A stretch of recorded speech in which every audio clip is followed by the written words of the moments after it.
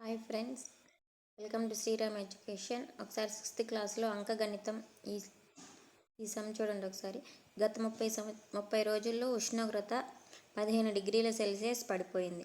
ఉష్ణోగ్రత తగ్గుదల రేటు ఇలానే ఉంటే రాబోయే 10 రోజుల్లో ఉష్ణోగ్రత ఎన్ని డిగ్రీలు పడిపోతుంది అన్నాడు. సో